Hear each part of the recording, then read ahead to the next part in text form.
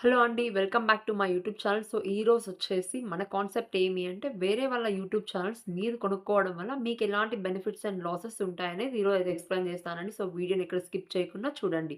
So, first one వచ్చేసి views rate ఎలా ఉంటుందో డిస్కస్ చేసుకుందామండి. సో, ఏమి అంటే, ఇప్పుడు సింపుల్ ఎగ్జాంపుల్ అండి. నేనే ఉన్నాను. సో, ఒక ఛానల్ క్రియేట్ చేశాను. సో, అందులో యూట్యూబ్ రిలేటెడ్ టాపిక్స్ అన్నీ కూడా ఎక్స్‌ప్లెయిన్ చేస్తూ ఉంటాను కాబట్టి, నా వే ఆఫ్ ఎక్స్‌ప్లనేషన్ నచ్చి, సో, అలానే నేను చెప్పే కంటెంట్ అందరూ ఇష్టపడి నా ఛానెల్‌ని సబ్స్క్రైబ్ చేస్తూ ఉంటారు. ఎప్పుడైతే నేను వీడియోస్ అప్‌లోడ్ చేస్తానో ఆటోమేటిక్‌గా నా వీడియోని క్లిక్ చేసి చూడడం వల్ల నాకు వ్యూస్ అనేది వస్తూ ఉంటాయి. ఇది నార్మల్ ప్రాసెస్ అనమాట.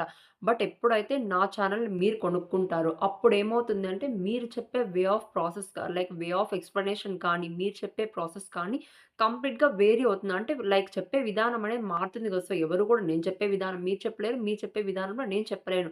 బట్ డిఫరెన్స్ అయితే కనిపిస్తుంది. సో, అలాంటప్పుడు ఏమి అంటే ఆడియన్స్ కొంచెం ఇంట్రెస్ట్ చూపించడం తగ్గుతుంది. అలాంటప్పుడు సో, వాళ్ళు క్లిక్ చేయడం అంటే ఇంప్రెషన్స్ క్లిక్ త్రూ రేట్ అని ఉంటుంది గదా! సో, అలా క్లిక్ చేయడం కూడా తగ్గుతుందనమాట. సో, అలా క్లిక్స్ తగ్గినప్పుడు వ్యూస్ తగ్గుతాయి. వ్యూస్ తగ్గుతూ వచ్చాయంటే ఆటోమేటిక్‌గా ఛానెలే డెడ్ అయ్యే ఛాన్సెస్ కూడా ఉన్నాయండి. So, this is the one of the best loss. ఒకరి యూట్యూబ్ ఛానెల్ వేరే వాళ్ళు బై చేశారంటే. నెక్స్ట్ సెకండ్ వన్ వచ్చేసి కంటెంట్ వేరియేషన్ అండి. సో, ఏమి అంటే నేనిప్పుడు సో, నా ఛానెల్ మీరు తీసుకున్న తరువాత నేను ప్రెజెంట్ ఇప్పుడు యూట్యూబ్‌కి సంబంధించిన టాపిక్స్ అన్నీ కూడా ఎక్స్‌ప్లెయిన్ చేస్తున్నా. అంటే యూట్యూబ్ రిలేటెడ్ టాపిక్స్ అన్నీ కూడా నేను నా యూట్యూబ్ ఛానెల్ అప్‌లోడ్ చేస్తున్నాను. బట్ మీరు నా ఛానెల్‌ని తీసుకున్న తరువాత ఎప్పుడైతే మిక్స్డ్ కంటెంట్ అంటే వేరే కంటెంట్‌ని అంటే లైక్ కుకింగ్‌కి సంబంధించి గాని, ట్రావెల్ వ్లాగ్స్ కానీ లేకపోతే నేచర్‌కి సంబంధించి కానీ, లేకపోతే డైలీ వ్లాగ్స్ కానీ, ఇలా వేరే కంటెంట్ అప్‌లోడ్ చేశారంటే, అప్పుడు కూడా ఆడియన్స్ ఆ ఛానెల్‌ని తక్కువగా చూసి అంటే, ఆ ఛానెల్‌లోని వీడియోస్ తక్కువగా చూసే ఛాన్సెస్ ఉన్నాయి. ఎందుకంటే కంటెంట్ వేరీ అయిపోతుంది గదా!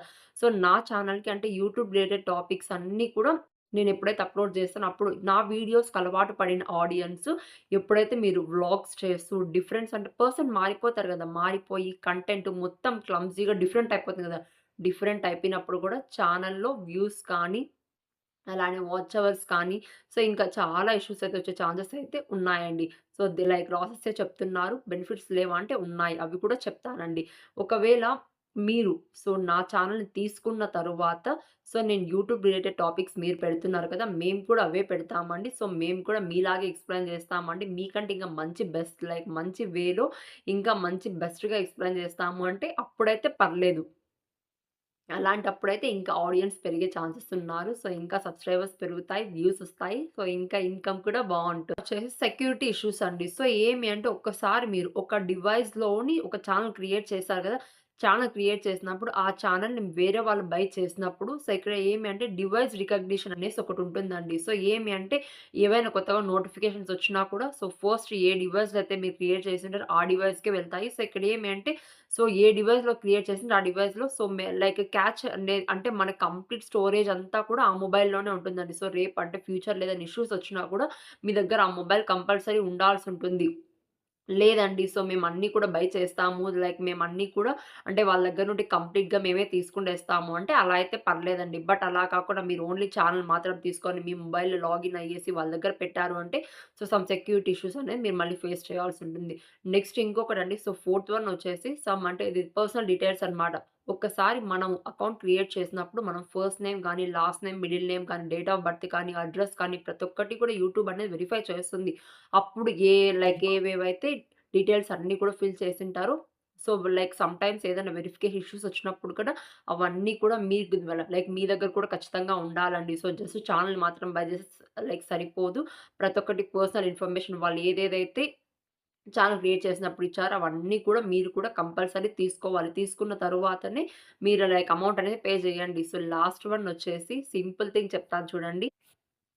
సో, ఇక్కడ ఏమి అంటే ఛానెల్ కాస్ట్ చెప్తానండి. సో, సింపుల్‌గా అంటే డైరెక్ట్‌గా నేను చెప్పను. బట్ ఏమంటే చాలా ఎక్కువే ఉంటుంది. సో, ఒక ఛానెల్‌కి ఎంత అంటే అమ్మాలి అనుకునే వాళ్ళు కంపల్సరీ వాళ్ళ దగ్గర 100+ సబ్‌స్క్రైబర్ అంటే 100,000 ప్లస్ లేకపోతే 50,000 ప్లస్ అంటే 50,000 సబ్‌స్క్రైబర్స్ పైన ఉన్న ఛానెల్స్ అమ్ముతుంటారు. కాబట్టి ఇలాంటి ఛానెల్స్ బై చేయాలి అన్నా అంత ఈజీ కాదు. ఎక్కువ అమౌంటే అడుగుతారు కాబట్టి సో, నేను చెప్పేది లైక్ నా అడ్వైస్ ఏమి అంటే మీరు బై చేయాలి అనుకునే దాని బదులు, అదే అమౌంట్‌తో ఒక యూట్యూబ్ సెటప్ అనేది మంచిగా ఎక్విప్‌మెంట్ అని బై చేయండి. సో, లైట్స్ కానీ, లైక్ అలానే కెమెరాస్ కానియండి, మంచి మొబైల్ కానియండి, ఇవన్నీ కూడా తీసుకోండి. ఇంకా కూడా లైక్ టేబుల్ సెటప్ గానీ, కంప్లీట్‌గా మెయింటైన్ చేయండి.